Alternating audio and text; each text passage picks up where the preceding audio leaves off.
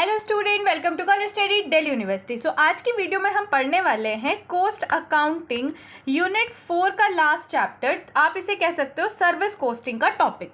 आप इसे चैप्टर भी बोल सकते हो कि चैप्टर सर्विस कोस्टिंग पढ़ रहे हैं, या आप इसे टॉपिक भी बोल सकते हो कि टॉपिक सर्विस कोस्टिंग पढ़ रहे हैं। अभी तक हमने process costing, contract costing, job costing सब खत्म कर लिया है। बस अब ये हमारा लास्ट चैप्टर या टॉपिक बचा है। तो चलिए शुरू करते हैं। सर्विस कोस्टिंग क्या होती है? देखो, सर्विस कोस्टिंग को ना ऑपरेटिंग कोस्टिंग भी कहा जाता है। ये एक मेथड है जिससे हम कोस्ट डिटरमाइन करते हैं उस ऑर्गेनाइजेशन की जो कि सर्विस प्रोवाइड करता है। अभी तक क्या था कि मैन्युफैक्चरिंग हो रही थी, लेकिन अगर कोई यूनिट, कोई भी ऑर्गेनाइजेशन या कोई भी फर्म सर्विस प्रोवाइड करता है तो उस केस में सर्विस कोस्टिंग का यूज किया जाता है। ठीक है। अब इसकी कैरेक्टरिस्टिक क्या है कि जो भी फर्म सर्विस कोस्टिंग यूज करता है वो स्टैंडर्डाइज सर्विस प्रोवाइड करता होना चाहिए। मतलब जो सर्विस प्रोवाइड हो रही है वो यूनिक और स्टैंडर्डाइज टाइप की होनी चाहिए। इसके अलावा जो large proportion of total capital invest करी गई है वो फिक्स्ड एसेट के फॉर्म में होनी चाहिए। वर्किंग कैपिटल कम होनी चाहिए। और कोस्ट बिहेवियर, मतलब फिक्स्ड कोस्ट और वेरिएबल कोस्ट में डिफरेंस करना इजी होना चाहिए। ठीक है। ये जरूरी क्यों है? क्योंकि fixed cost per unit of service heavily affect करता है by the scale of operation से और कितनी कैपेसिटी यूटिलाइज हो रही है। अब कहाँ कहाँ सर्विस कोस्टिंग का यूटिलाइजेशन होता है? तो सबसे पहले तो ट्रांसपोर्ट कंपनी, हमें यही पढ़ना है। दूसरा यूटिलिटी कंपनी, तीसरा पब्लिक सर्विस एंड इंस्टीट्यूशन, और चौथा हॉस्पिटलिटी एंड द एंटरटेनमेंट। अब देखो, आपकी गाइडलाइन में साफ साफ लिखा है कि हमें ट्रांसपोर्टिंग के लिए ही पढ़ना है सर्विस कोस्टिंग, तो हम बस उसी को कवर करेंगे। लेकिन ये थ्योरी पोर्शन है तो यहाँ पे मैं आपको बस चीजें समझा रही हूँ। देन आता है cost unit in service costing. देखो, सर्विस कोस्टिंग के अंदर कोस्ट यूनिट का यूज किया जाता है। अभी कोस्ट यूनिट क्या होती है? Selecting a suitable unit of measure for the services cost unit. आप जो सर्विस प्रोवाइड कर रहे हो, आप नहीं कर रहे, कोई फर्म है, मान लो ये टिक्कू का फर्म है, टिक्कू की कंपनी है, टिक्कू की कंपनी सर्विस प्रोवाइड करती है। तो जो सर्विस टिक्कू की कंपनी प्रोवाइड कर रही है उसको मीजर भी तो करा जाएगा ना।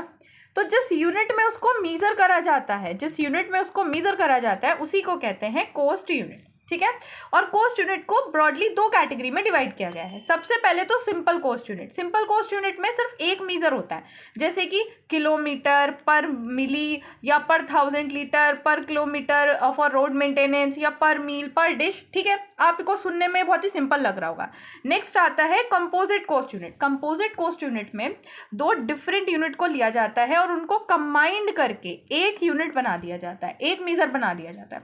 फॉर एन एग्जाम्पल, एक ट्रांसपोर्ट कंपनी है, उसको ये मेजर करना है कि वेट कितना जा रहा है गुड्स का। ठीक है, जो सामान लेके जाया जा रहा है ट्रक के द्वारा, उनका वेट कितना है उन सामान का। दूसरा, कितनी दूरी वो सामान कैरी किया गया है। तो दो चीज मेजर करनी है, एक तो वेट, दूसरा डिस्टेंस। तो वेट को मेजर करने के लिए टन यूज किया गया, डिस्टेंस को यूज करने के लिए किलोमीटर यूज किया गया। यूनिट बन गई टन किलोमीटर। इसका मतलब क्या है? 1 ton of good transported over a 1 kilometre distance. तो यूनिट, ये जो यूनिट है ये है हमारी कंपोजिट यूनिट। ठीक है। और जो मोस्ट कॉमन यूनिट यूज करी जाती है दैट इज पर पैसेंजर किलोमीटर, पर टन किलोमीटर। नेक्स्ट आता है ट्रांसपोर्ट कोस्टिंग। अब ट्रांसपोर्ट कोस्टिंग ही हमें पढ़ना है, तो बेसिकली हम अपने स्पेसिफिक चीज पे आ गए हैं, स्पेसिफिक टॉपिक पे आ गए हैं। ट्रांसपोर्ट कोस्टिंग एक specific type of service costing है जहाँ पे जो कोस्ट है वो जनरली उन सेक्टर्स की या उन फर्म की डिटरमाइन करी जाती है जो कि ट्रांसपोर्ट सर्विस प्रोवाइड करते हैं। अब मान लो ये जो टिक्कू का फर्म है, ये टिक्कू की जो कंपनी है, ये कौन सी सर्विस प्रोवाइड कर रही है? ट्रांसपोर्ट सर्विस प्रोवाइड कर रही है, ट्रांसपोर्ट सर्विस प्रोवाइड कर रही है। तो ये जो कोस्टिंग यूज करेगा वो ट्रांसपोर्ट कोस्टिंग होगी। ठीक है। अब आगे बढ़ते हैं, डिटर्मिनेशन ऑफ कोस्ट यूनिट। अब ये कोस्ट यूनिट का डिटरमाइन कैसे किया जाता है? तो देखो, composite cost unit are generally used because both the distance covered and the volume carry must be factor. क्योंकि हमें दोनों ही चीज़ों का ध्यान रखना पड़ता है, कितना डिस्टेंस कवर हुआ और कितना वॉल्यूम जो था वो लेके जाया गया। अब ट्रांसपोर्ट के अंदर हम दो चीज कैरी करते हैं, एक तो पैसेंजर्स को और दूसरा गुड्स को। आपके जितने भी क्वेश्चन आएंगे वहां पे भी ये दो ही कैटेगरी होंगी, एक तो पैसेंजर्स की और एक गुड्स की। जब भी पैसेंजर की बात होगी तो पैसेंजर किलोमीटर का यूज होगा, और गुड्स की बात होगी तो टन किलोमीटर का यूज होगा। ठीक है। अब हम कैसे कंप्यूट करते हैं? देखो, जो दो डिफरेंट मेथड है कंप्यूटेशन के, टन किलोमीटर को भी कंप्यूट करने के दो मेथड है। सबसे पहले एब्सोल्यूट टन किलोमीटर, दूसरा कॉमर्शियल टन किलोमीटर। अब इसको एग्जांपल से समझो। मान लो 40 किलोमीटर पॉइंट ए से पॉइंट क्यू की जर्नी हो रही है। 40 किलोमीटर चला गया, डिस्टेंस कितना कवर किया गया? 40 किलोमीटर। और जो सामान लेके जाया गया था वो 10 टन था, 10 टन था। फिर उसके बाद क्या हुआ, उसके बाद ये हुआ कि Q से P की जर्नी कवर हुई, मतलब पहले P से Q गए, फिर Q से वापस P आ रहे हैं। अब इस टाइम पे जो डिस्टेंस कवर किया गया वो 60 किलोमीटर का किया गया, और जो सामान लेके जाया गया वो 6 टन का लेके जाया गया। अब अगर हम एब्सोल्यूट टन किलोमीटर का यूज़ करते हैं तो पहले हम क्या करेंगे, हम कैसे कैलकुलेशन करेंगे, हम 40 की मल्टीप्लाई करेंगे 10 से, फिर उसमें ऐड करेंगे 60 की मल्टीप्लाई करके 6 से। ये तो हो गया एब्सोल्यूट टन किलोमीटर वाली चीज़। अब देखते हैं कमर्शियल टन किलोमीटर में कैलकुलेशन कैसे होगी। अगर कमर्शियल टन किलोमीटर होगा ना तो उस केस में पहले हम लोड को ऐड कर देंगे, क्या 10 और 6 इसको कर देंगे ऐड, आ जाएगा 16, डिवाइड कर देंगे 2 से, मतलब हम लोड का एवरेज कर देंगे, समझ आया, लोड का एवरेज कर देंगे और उसकी मल्टीप्लाई कर देंगे टोटल डिस्टेंस है। टोटल डिस्टेंस कितना हुआ, 40 किलोमीटर, ये 60 किलोमीटर, ये 100 किलोमीटर। ये जो कैलकुलेशन है ये फिर हमारी कमर्शियल टन किलोमीटर वाली है। अब नेक्स्ट चलते हैं transport costing procedure and cost classification. देखो क्या होता है कि डेली का जो रिकॉर्ड होता है ना हर एक सिंगल व्हीकल का, वो मेंटेन किया जाता है डेली लॉग शीट में, एंड एट द एंड ये जो डेली लॉग शीट है इसे कंपाइल्ड करके ऑपरेटिंग कॉस्ट शीट में ऐड कर दिया जाता है। ऑपरेटिंग कॉस्ट शीट के अंदर 2 मेजर हेडिंग होती है, और ये आपको बहुत ध्यान से समझना है क्योंकि हमें न्यूमेरिकल्स के अंदर ऑपरेटिंग कॉस्ट शीट ही कैलकुलेट करनी है, ठीक है।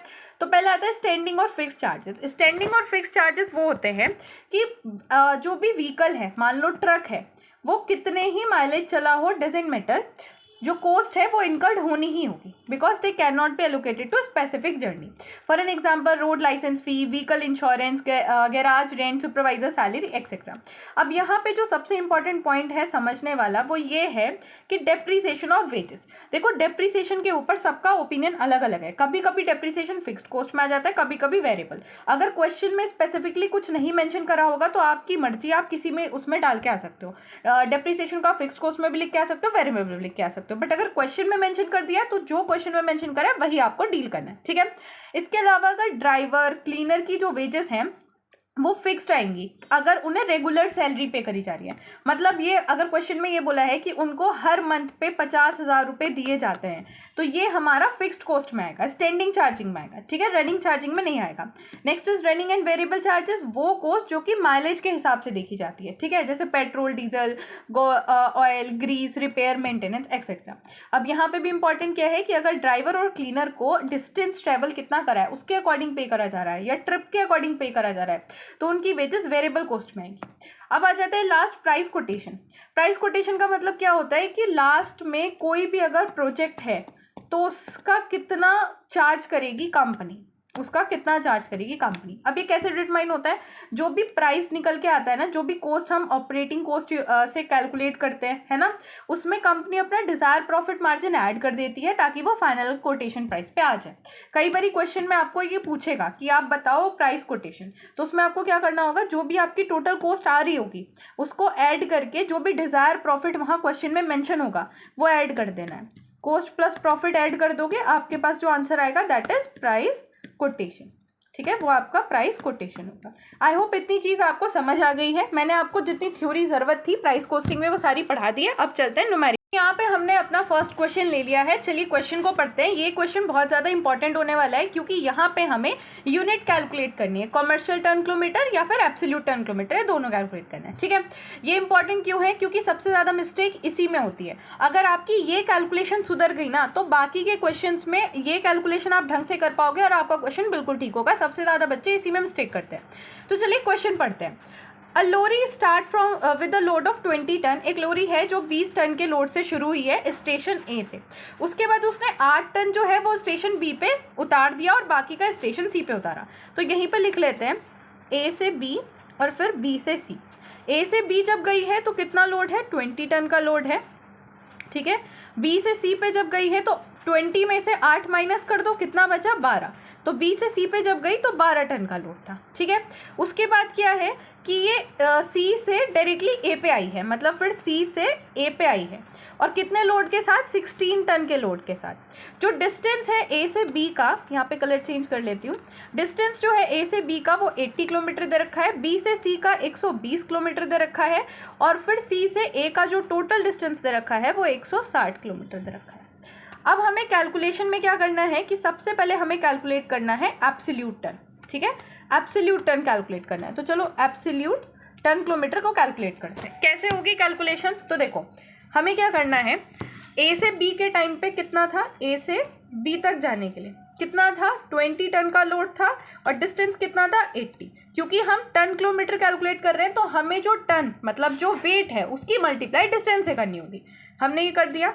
उसके बाद बी से सी पे जाने के टाइम पे कितना था, 12 टन तो लोड था, इंटू डिस्टेंस कितना था, 120। ठीक है। उसके बाद सी से वापस जब ए पे आया तो कितना था, 160 डिस्टेंस था और वेट कितना था, 16 टन। इन सब को मल्टीप्लाई करके ऐड कर दो और आपका आंसर आ जाएगा। जब आप कैलकुलेट करोगे तो आपके पास आंसर आएगा 5600 टन किलोमीटर। Ton kilometre. तो आपको क्या समझ आया, जब आपको टन किलोमीटर वाली जो यूनिट है वो कैलकुलेट करनी होगी तो आपको जो वेट है उसकी मल्टीप्लाई करना होगा डिस्टेंस से। क्या करना होगा, वेट की मल्टीप्लाई डिस्टेंस से करनी होगी। आई होप आपको इतनी चीज समझ आ गई। नेक्स्ट आता है कमर्शियल टन किलोमीटर। देखो कमर्शियल टन किलोमीटर में क्या होता है कि हम वेट का एवरेज कर लेते हैं, वेट का एवरेज कर लेते हैं और उसकी मल्टीप्लाई टोटल डिस्टेंस से करते हैं। ठीक है, ये मैंने अभी आपको थ्योरी पढ़ाते हुए भी बताया था। हमारा वेट कितना कितना है, 20 है। एक तो ए से बी जाते टाइम पे कितना है, 20 टन। उसके बाद फिर बी से सी पे 12 टन और बाकी फिर सी से ए पे आएगा तो 16 टन। अब इसको डिवाइड कर लेंगे 3 से। एवरेज तो ऐसे ही होता है, आई होप एवरेज तो आपको पता है कि कैसे होता है ना। और टोटल डिस्टेंस हमारा कितना है, टोटल डिस्टेंस है हमारा 360 किलोमीटर। ठीक है, 360 किलोमीटर। तो जब आप इसे कैलकुलेट करोगे आपके पास जो आंसर आएगा that is 5760 ton kilometre. I hope आपको ये क्वेश्चन समझ आया होगा और इसी के साथ आपका क्वेश्चन होता है कंप्लीट। अब चलते हैं नेक्स्ट क्वेश्चन पे। तो देखो यहाँ पे मैंने दूसरा क्वेश्चन ले लिया। एक बार क्वेश्चन पढ़ते हैं। अ transport company is running a fleet of 6 बस। एक ट्रांसपोर्ट कंपनी है, उसकी 6 बसेस चलती हैं। ठीक है, लिख लेते हैं। देन उसके बाद 2 टाउन के बीच में बस चलती हैं और दोनों टाउन के बीच में जो डिस्टेंस है, मान लो ए से बी, ये डिस्टेंस जो है वो 75 किलोमीटर है। सीटिंग कैपेसिटी हर एक बस की 40 पैसेंजर की है। सीटिंग कैपेसिटी कितनी है, 40 passenger. The following are a particular available for a month of June. June के रिगार्डिंग्स ये सारे जो पर्टिकुलर हैं वो यहाँ पे दिए गए हैं कि वेजेस जो है ड्राइवर कंडक्टर की वो इतनी है, टैक्सेशन इंश्योरेंस इतना है, सैलरी स्टाफ वगैरह सब कुछ। नीचे बोला है कि जो एक्चुअल पैसेंजर कैरी आउट होता है ना, मतलब जो एक्चुअल पैसेंजर को लेके जाया जाता है वो पूरा नहीं लेके जाया जाता। 40 कैपेसिटी है लेकिन 40 सीटें नहीं भरती, 80% सीटें भरती हैं। ज़रूरी थोड़ी है कि सारे पैसेंजर बैठ जाएं, सारी सीटें भर जाए, सिर्फ 80% भरती है। जितनी भी बस है वो महीने के सारे दिन चलती हैं और हर एक बस एक राउंड ट्रिप हर डे करती है। मतलब एक राउंड ट्रिप मतलब ए से बी तक जाती होगी और बी से वापस ए तक आती होगी, इसे कहते हैं राउंड ट्रिप। अब सबसे पहले जो हमें कैलकुलेशन करनी है ना वो करनी है पैसेंजर किलोमीटर की, कि पैसेंजर किलोमीटर कितना है। देखो इसमें 2 चीज़ कैलकुलेट करनी है, पहले तो पैसेंजर और फिर किलोमीटर, और दोनों की कर देनी है मल्टीप्लाई। अब पैसेंजर कितने जाते हैं तो देखो नंबर ऑफ बस कितनी है, 6 हैं। ठीक है, देन उसके बाद हमारा जो एक्चुअल कैपेसिटी यूटिलाइज होती है वो 80% यूटिलाइज होती है। सीटें कितनी हैं, 40 हैं, है ना। देन उसके बाद हमारे किलोमीटर के अंदर क्या क्या आएगा, डिस्टेंस कितना है, 75 किलोमीटर का डिस्टेंस है। एक तरफ से 75 किलोमीटर राउंड ट्रिप होती है, मतलब 150 किलोमीटर, है ना। तो 75 की 2 से मल्टीप्लाई कर दी। देन उसके बाद क्या है, कितने दिन चलती हैं, ये 6 बस चलती है कितने दिन है, तो महीने के सारे दिन चलती हैं। जून में कितने दिन होते हैं, 30 डेज होते हैं। समझ आया।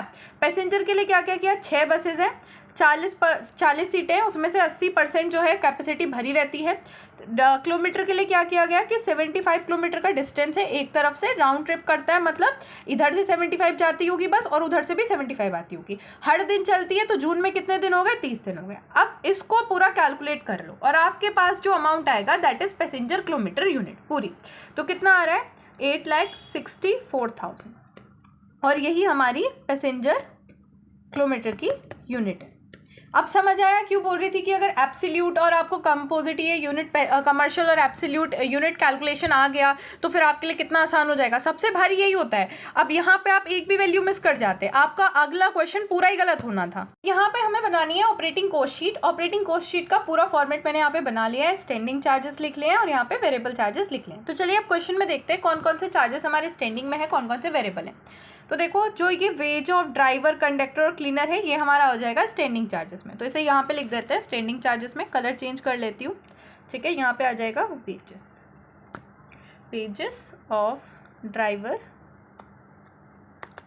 क्लीनर, जो भी है आप समझ जाना, ठीक है। कितनी दे रखी है? 3600। नेक्स्ट कोस्ट देखते हैं। तो क्वेश्चन में नेक्स्ट कोस्ट दे रखा है salary of office and supervisory staff. तो देखो इनकी सैलरी भी मंथली दी जा रही है, इसका मतलब क्या है कि ये भी स्टैंडिंग चार्जेस में आ जाएंगे। तो सैलरीज कितनी है? 1500। नेक्स्ट देखते हैं क्या दिया है। नेक्स्ट दिया है डीजल एंड अदर ऑयल। जो डीजल और अदर ऑयल हैं वो हमारे वेरिएबल चार्जेस हैं। हमने अभी कोस्ट शीट के फॉर्मेट में, ऑपरेटिंग कोस्ट शीट के फॉर्मेट में पढ़ा था। तो यहाँ पे आ जाएगा डीजल एंड अदर चार्जेस। कितना दे रखा है अमाउंट? 10,320, ठीक है। नेक्स्ट फिर हमारा क्या दे रखा है? Repair and maintenance. Repair and maintenance भी हमारा उसी में आएगा, वेरिएबल चार्जेस में। तो यहाँ पे लिख देते हैं रिपेयर एंड मेंटेनेंस, ठीक है। देन उसके बाद कॉस्ट कितनी दे रखी है रिपेयर एंड मेंटेनेंस की? 1200। फिर से क्वेश्चन देखते हैं आगे। ये सारी चीज़ें हमने कवर कर ली हैं। देन आ गया है टैक्सेशन एंड इंश्योरेंस। टैक्सेशन और इंश्योरेंस हमारा आता है स्टैंडिंग चार्जेस में। तो यहाँ पे लिख देंगे टैक्सेशन एंड इंश्योरेंस।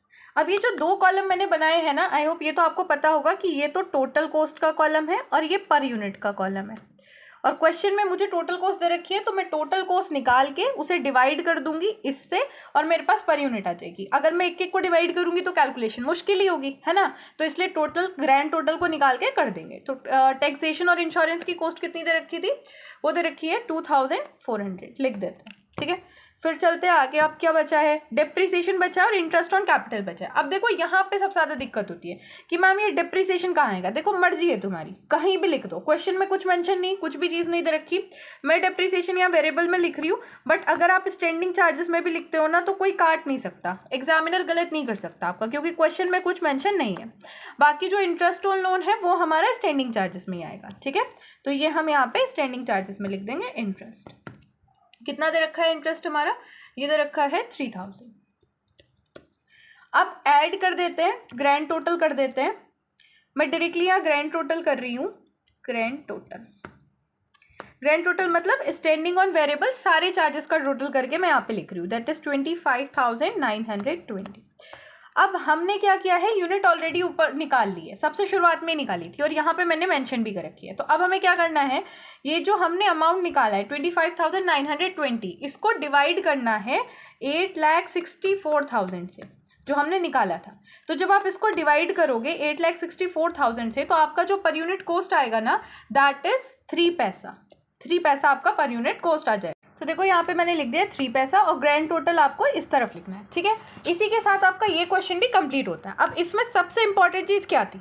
सबसे इंपॉर्टेंट चीज़ यही थी कि आपको पैसेंजर किलोमीटर निकालना था। इसके अलावा आप खुद देखो, क्या इस क्वेश्चन में कुछ और था? बहुत ही ईजी था, बहुत सिंपल था। तो बस यही चीज़ आपको ध्यान रखनी है। सो इसी के साथ आपका सर्विस कोस्टिंग होता है complete. Thanks for watching. Video को लाइक करो, चैनल को सब्सक्राइब भी करो, वीडियो को हाइप भी करो। एंड गाइस, अगर आपको नोट्स चाहिए, जिन नोट्स से मैं आपको पढ़ा रही थी, और ये जो क्वेश्चन मैंने आपको कराए हैं ना, ये सारे क्वेश्चन भी विद सॉल्यूशन मैंने नोट्स में अटैच कर दिए हैं। इसके अलावा भी और क्वेश्चंस मैंने वहाँ पे अटैच करे काफ़ी अच्छे, ताकि आप प्रैक्टिस कर सको और अच्छे मार्क्स स्कोर कर सको। तो ये नोट्स आप बाय कर सकते हो with the help of Google form, और गूगल फॉर्म का लिंक आपको डिस्क्रिप्शन बॉक्स में मिल जाएगा। इसके अलावा आप हमारा टेलीग्राम चैनल भी ज्वाइन कर सकते हो। टेलीग्राम चैनल का लिंक भी आपको डिस्क्रिप्शन बॉक्स में मिल जाएगा। So thank you.